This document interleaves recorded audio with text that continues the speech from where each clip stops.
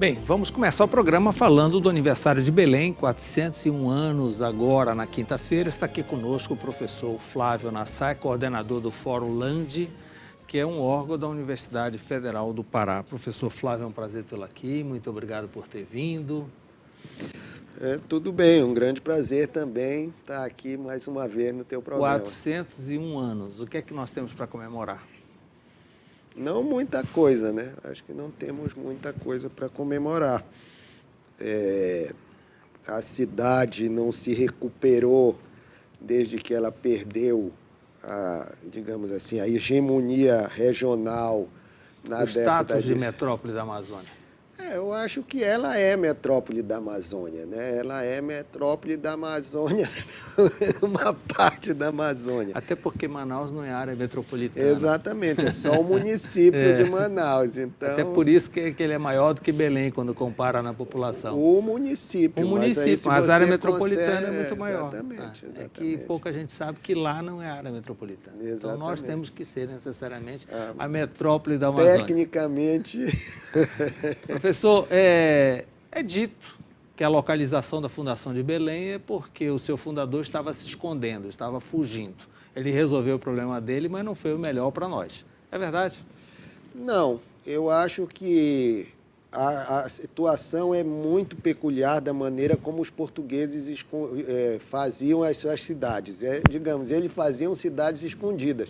Se você for, por exemplo, daqui para Salinas, então você tem Vigia, você tem Curuçá. É tudo escondido, é verdade. Tudo escondido. O único que já está na frente é Salinas, porque tinha o farol lá. Então, essa era, digamos, a estratégia dos portugueses para se disfarçarem no meio da... Não chamar tanta atenção. Não chamar atenção. Pois é, resolveram o problema deles, né? Eles conseguiram se manter. Mas não foi o ideal para nós, né? Nós estamos numa área de extremo alagamento. Eu acho que, digamos, o critério foi esse critério militar, estratégico.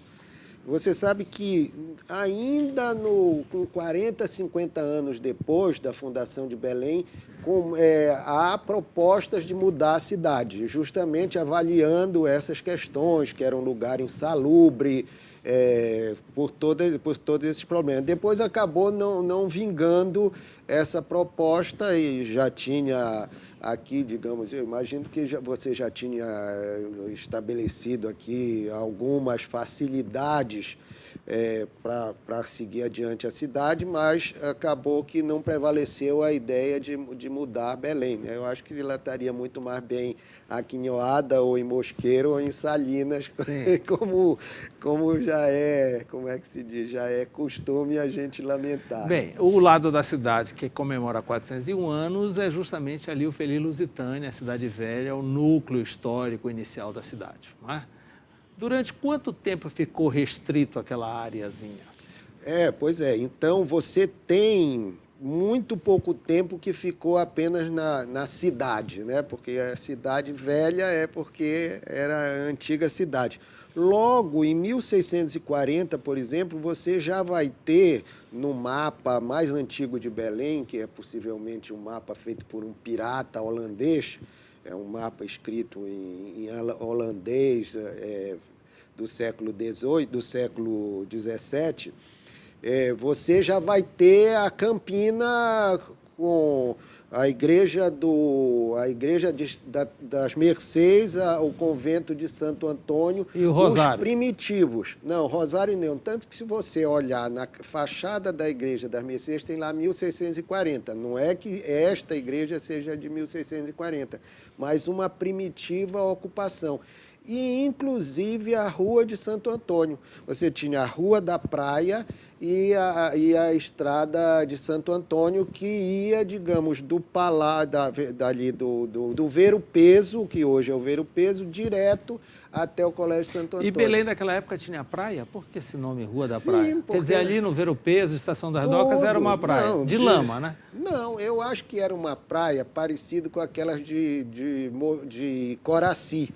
Talvez não fosse uma grande praia como aquela que se tem em Mosqueiro, mas pelo menos ali, tipo a Praia do Cruzeiro... Pedaços de areia. Não, você tinha do Ver-o-Peso de hoje até Mercês. Depois da Mercês até a ponta de Santo Antônio, do Reduto. Então, essa outra parte, esse segundo trecho ali, era mais razoável. Se você, por exemplo, ver, tudo aquilo foi aterrado. O colégio de Santo Antônio, o convento de Santo Antônio, era na beira da praia. Então, se você vê tudo que foi aterrado até chegar nos galpões ali do comércio, da CDP, né, do Porto do Pará, até lá tudo aquilo foi aterrado. E então, a área do Ver-o-Peso também foi aterrada? Tudo isso. Se você fizer um contorno, aonde tem o porto, onde tem a Estação das Docas, onde tem o mercado do Ver-o-Peso, isso tudo era dentro d'água. Aquela escadinha que tem na subida da Presidente Vargas, é sinal que a praia ia até ali? Não. E o que significa aquela escadinha? Porque, digamos assim, era um detalhe urbanístico. Eu acho que era assim, chegava assim como no Sírio, chega lá Nossa Senhora de Nazaré. Antigamente, quando chegavam as personalidades, digamos, eram recebidas na E, professor, esse aterramento foi feito em que época? Para construir o porto. Foi feito pelo Parcival Faquara, aquele famoso personagem, um dos homens mais ricos, um egípcio que fez grande fortuna nos Estados Unidos e foi a empresa contratada para fazer o Porto de Belém, durante o período da borracha. Durante o famoso período da borracha. Então, tem fotos em que você vê, por exemplo, as dragas. Aquilo foi feito com aterro hidráulico. As dragas dentro da baía, né, jogando o aterro, areia, para justamente chegar ali onde é o porto. Aí seguiu pelo bairro do Reduto e foi subindo um pouquinho, que já apareceu o Teatro da Paz, né? Sim, aí já subindo ali pela área mais alta. Exatamente. Você sabe que havia um projeto do Antônio Lemos de fazer, a partir do Teatro da Paz até lá embaixo, aí nós teria que ter sido demolido o convento de Santo Antônio, um grande bulevar, uma grande praça tipo Champs-Élysées, né? Ele chegou a desapropriar as áreas. Mas ele só chegou até Oswaldo Cruz, não conseguiu, né? Não, a oposição na época deve ter colocado o dedo. E aí depois coincide com Tanto é verdade isso que você está falando, que quando assume o Mendonça, que assume a Prefeitura de Belém, ou a Intendência, o primeiro ato dele é revogar as desapropriações feitas pelo Lemos. E na Praça da República teria também o Palácio Municipal. Né? O Palácio Municipal que chegou a ser feito... Isso antes de ser construído o Antônio Lemos? Não, depois. O Antônio Lemos foi construído para quê? Para ser, a sede da prefeitura, a sede da intendência, né? Então, sempre o palácio era o Palácio dos Governadores, que é de 1700, projeto do Lande, e depois, início do 1800, eu não tenho muito preciso, começa o teatro, quer dizer,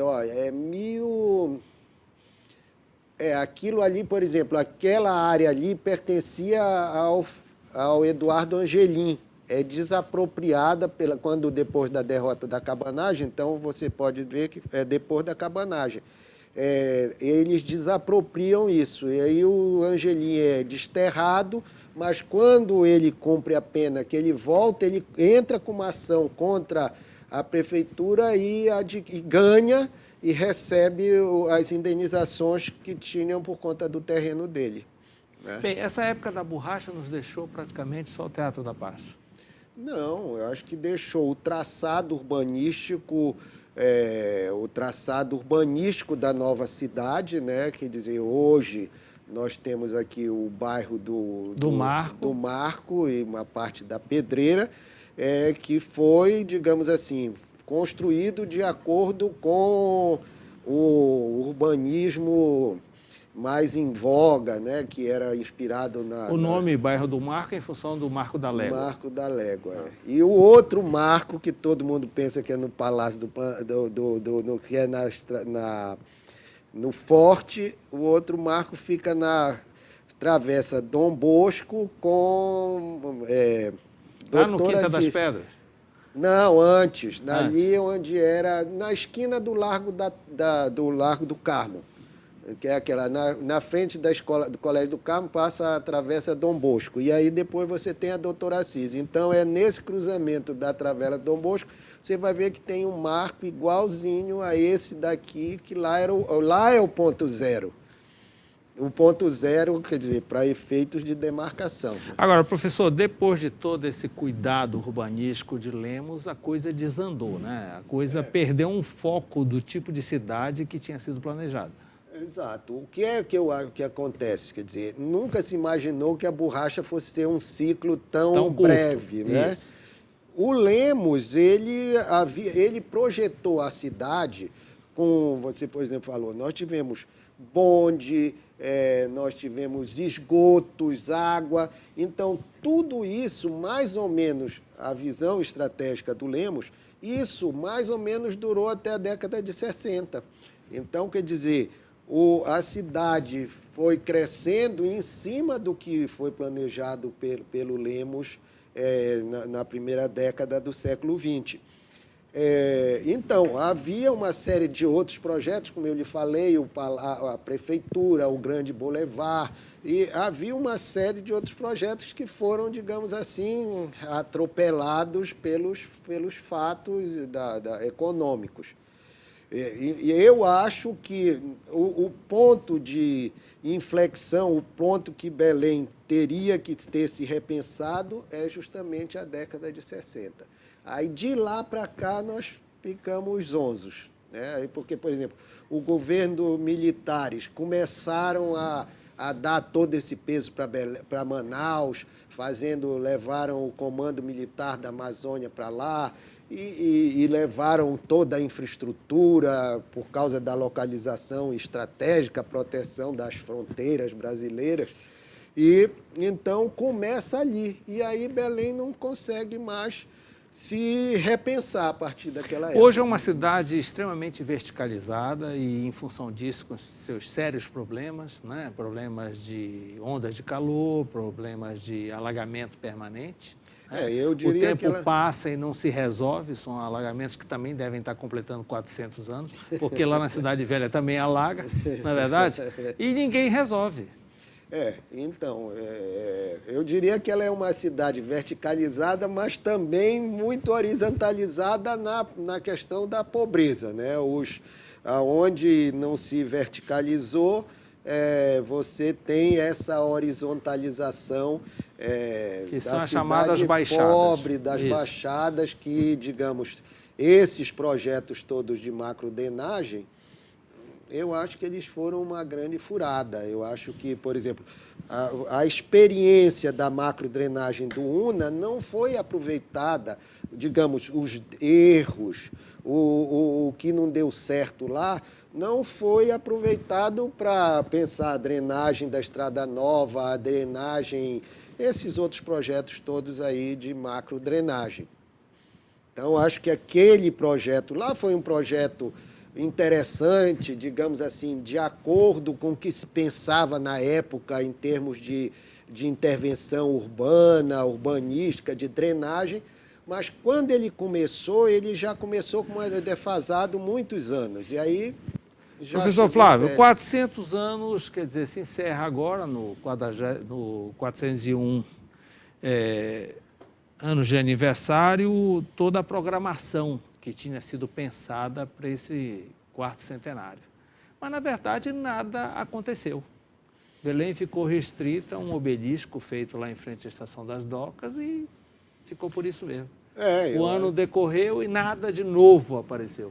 Eu concordo com você. Eu acho que nada de marcante, né, aconteceu, nada de transformador da cidade. Acho que tinha muita coisa programada, mas eu acho que a maioria das pessoas nem se os moradores de Belém... nem E alegar que não houve recursos, que estava na crise, quanto tempo a gente já sabia, né? A data em que Belém faria 400 anos. E ninguém se programou antecipadamente para isso. É uma pena, né? Eu acho que é uma pena, porque é um marco importante na cidade, né? É importante, são poucas cidades no Brasil, ou poucas capitais, principalmente, que têm 400 anos.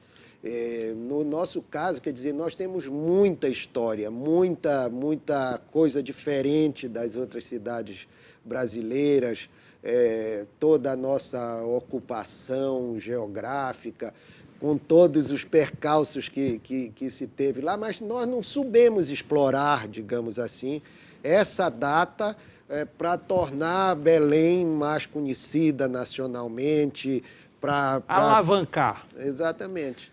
Professor, nos 500 talvez nós dois não estejamos aqui mais conversando sobre isso, mas alguém pode pegar esse fio da meada e cuidar melhor para que tenha uns festejos mais interessantes. Vamos torcer, né? Muito obrigado pela entrevista e sucesso. Tá bom, obrigado a você. Logo depois do intervalo, vamos entrar em ritmo de carnaval. Estará aqui conosco o cantor Eloy Iglesias. Eu volto já.